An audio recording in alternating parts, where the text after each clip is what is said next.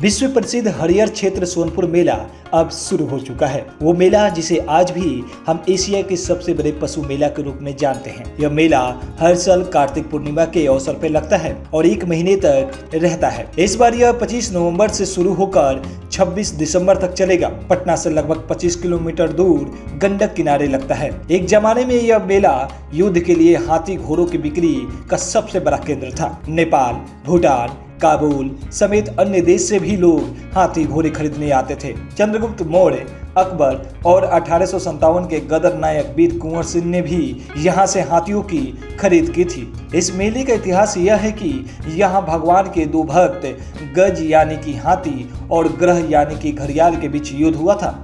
हाथी कोनहरा घाट पे पानी पीने गया था, जहां घड़ियाल ने उसका सूंड पकड़ लिया, जिसके बाद गज और ग्रह में भीषण युद्ध हुआ।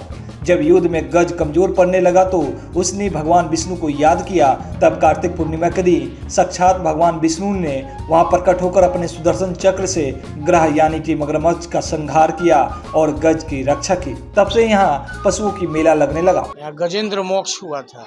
गज और ग्रह की जो लड़ाई हुई थी, हजारों वर्ष तक इस नदी में जो युद्ध हुआ था, नारायणी नदी यहाँ बहती है, उसी नदी में युद्ध हुआ करता था।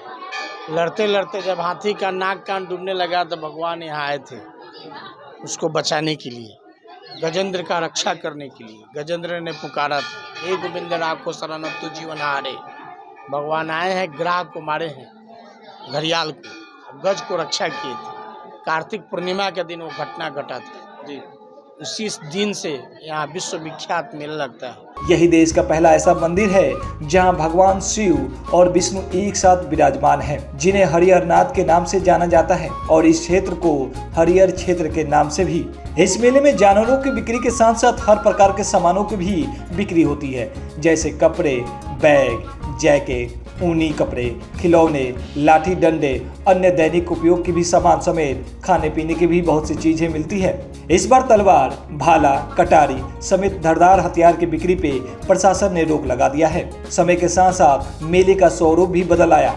हाथियों और विदेशी पक्षियों की बिक्री पर रोक लगने के बाद अब मेले में घोड़े, कुत्ते, बकरी, भेड़, बतख, मुर्गा, खरगोश, चूहा, बिल्ली के विभिन्न प्रजातियों के जम के खरीदारी हो रही है। पहले जो नाच विदेशी खरीदारों के मनोरंजन के लिए होता था, अब थिएटर के रूप में फेमस हो गया है।